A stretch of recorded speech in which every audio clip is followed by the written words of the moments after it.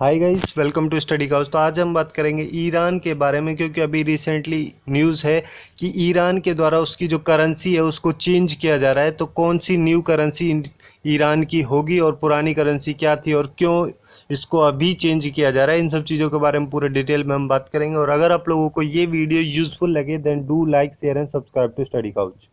Okay, so let's start.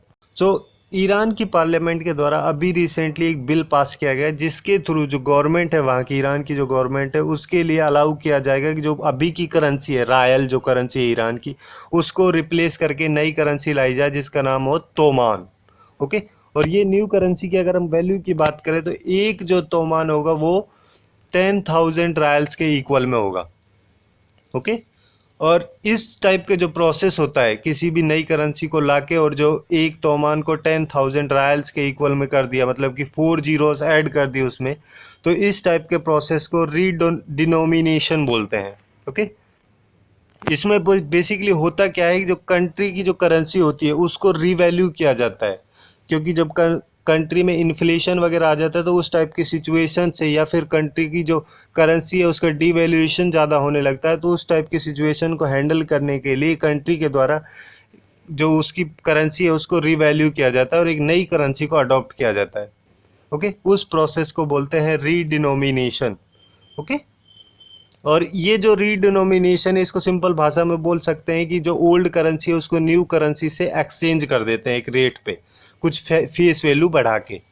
Okay, और अगर हम इसके जोग्राफिकल लोकेशन की बात करें ईरान की, तो जैसे कि आप लोग यहाँ पे देख सकते हैं वो वर्ल्ड मैप है। यहाँ पे नॉर्थ अमेरिका है, साउथ अमेरिका है। ओके, ये अफ्रीकन कॉन्टिनेंट है, ये ऑस्ट्रेलिया है, और यहाँ पे ऊपर रसिया है, उसके बाद चाइना है, यहाँ पे इंडिया है, और यहाँ पे ये जो वाइट शेडेड वाला जो रीजन है ये मेडिटेरेनियन सी है। ओके, और ये जो रेड कलर में है ये है यहाँ पे ईरान। तो जैसे कि आप लोग यहाँ पे देख सकते हैं ईरान की जो नेबरिंग कंट्रीज है, यहाँ पे है इराक है, यहाँ पे टर्की है, यहाँ पे तुर्कमेनिस्तान है, और यहाँ पे अफ़गानिस्तान है, और यहाँ पे पाकिस्तान है। ठीक है, और ये जो ऊपर ये वाला जो रीजन है, ठीक है, ये यहाँ पे कैस्पियन सी है और यहाँ पे पर्शियन गल्फ है ये। ठीक है, और यहाँ पे जो ये रीजन जो है यूनाइटेड अरब अमीरात के साथ में, यहाँ पे ईरान की एक स्टेट लगती है जिसको कि स्टेट ऑफ हॉर्मुज बोलते हैं, वो यहाँ पे है। और यहाँ पे ओमान है, ओमान का जो गल्फ ऑफ ओमान है वो यहाँ पे, और यहाँ पे ये वाला जो रीजन है ये है अरेबियन सी। ओके, तो अभी बेसिकली जैसा कि मैं पहले बता रहा था कि जो फाइनेंशियल ट्रांजैक्शंस जो होंगे या फिर जो भी सारे फाइनेंशियल ट्रांजैक्शंस ईरान के होंगे उन सब में न्यू करेंसी का यूज़ किया जाएगा जिसका नाम है तोमान। उसकी फेस वैल्यू जो है वो 10,000 जो रायल्स हैं उनके इक्वल में है। ये बेसिकली किया इस वजह से किया है कि ईरान में काफ़ी सारा इन्फ्लेशन बढ़ने की वजह से नॉर्मली लोगों को थोड़ा बहुत भी सामान लेके जाना खरीदना है तो उस टाइप पे बहुत सारा रायल्स की अमाउंट को लेके जाना पड़ता था। तो इस वजह से इस प्रॉब्लम को सॉल्व करने के लिए ईरान गवर्नमेंट के द्वारा ये बिल पास किया गया है जिसमें कि एक तोमान करेंसी लॉन्च की गई है। ओके, और जो ईरान का स्टूडेंट न्यूज़ एजेंसी जो है उसके हिसाब से अगर हम बात करें तो जो ये बिल है, इस बिल को जो गार्डियन काउंसिल है, जो कि एक कंजर्वेटिव क्लेरिकीज की जो बॉडी है, जो बेसिकली जो ईरान का पार्लियामेंट है उसको सुपरवाइज करने के लिए एक बॉडी होती है जिसको बोलते हैं कंजर्वेटिव क्लेरिस। ठीक है, इस बॉडी के द्वारा इसको अप्रूव किया जाना बाकी है इस बिल को, तभी जाके ये जो तोमान करेंसी है ये लागू हो पाएगी।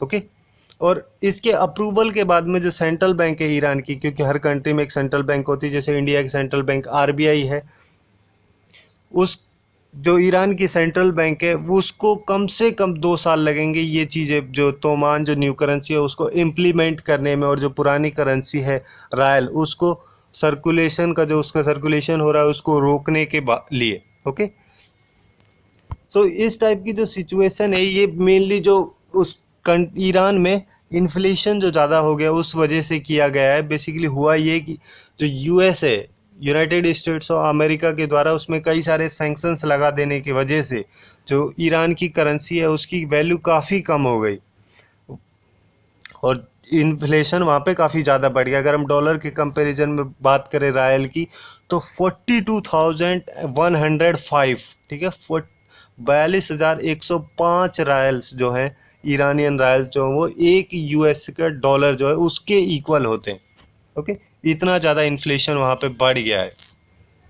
और ये कंट्री की जो ईरान की जो करेंसी है जिसका नाम रायल है, इसको बहुत बार रिवैल्यूएट कर दिया जा चुका है। इसकी डिवैल्यूएशन बहुत बार की जा चुकी है। 1971 से अगर हम बात करें तो इसको 3500 बार, 3500 बार डिवैल्यूएट किया जा चुका है। ओके, और इसकी जो वैल्यू है, जो फेस वैल्यू है ईरानियन करेंसी जो है जिसका नाम रायल है, इसकी जो फेस वैल्यू है, जो ईरान का रिवॉल्यूशन हुआ था 1979 में, उसके बाद से धीरे धीरे गिरने ही लगी है। वहाँ पे रिलीजियस गवर्नमेंट की पावर वगैरह होने की वजह से कई सारे प्रॉब्लम्स क्रिएट होगी। उस वजह से वहाँ पे इन्फ्लेशन भी बढ़ा, और उसका जो मेन रीज़न जो था वो यूएस के सैंक्शन लगाने से भी वहाँ पे काफ़ी इन्फ्लेशन बढ़ा।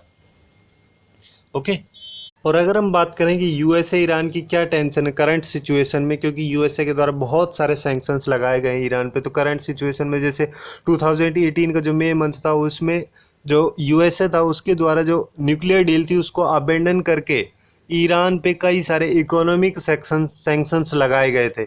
ओके, और इस सिचुएशन का फ़ायदा उठाने के लिए ईरान ने सोचा कि वो जो न्यूक्लियर डील है वो उसको अबाइड करेगा, तो जिससे कि जो यूरोपियन यूनियन जो है, ईयू जिसको हम बोलते हैं, उससे उसको इकोनॉमिकल फेवर्स मिल सकते हैं। बट वो पूरी तरह से जो उसका आइडिया था वो पूरी तरह से बैकफायर कर गया, और इस वजह से वहाँ पे काफ़ी इन्फ्लेशन क्रिएट हो गया। और 2019 में जून मंथ में लास्ट ईयर ईरान की फोर्सेस के द्वारा जो यूएस मिलिट्री का एक ड्रोन था उसको शॉट किया गया था। बेसिकली जो वो ड्रोन था स्टेट ऑफ हॉर्मुज, जिसके बारे में हमने अभी पहले डिस्कशन किया कि वो यूएई और ईरान के बीच की जो स्टेट है वहाँ पे हॉर्मुज, स्टेट ऑफ हॉर्मुज वो है जो पर्शियन गल्फ में है। ओके, उस स्टेट में जो ईरानियन फोर्सेज है उनके द्वारा शॉट डाउन किया गया था एक यूएस मिलिट्री का जो ड्रोन था।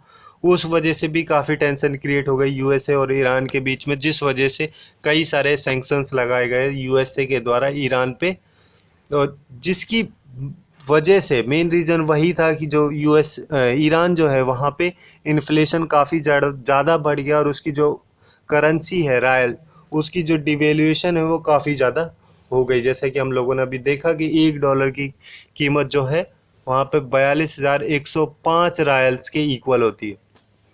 ओके, और इसी वजह से ये काफ़ी ज़्यादा इम्पोर्टेंट है कि जो ईरान है वो अपनी करेंसी को चेंज करे या फिर उसको रीवैल्यूएट करे। तो यही थी कुछ इंपॉर्टेंट इन्फॉर्मेशन ईरान की नई करेंसी से related. Hope you guys find it useful, and if you find it useful then do like, share and subscribe to Study Couch. Thanks for watching and have a good day.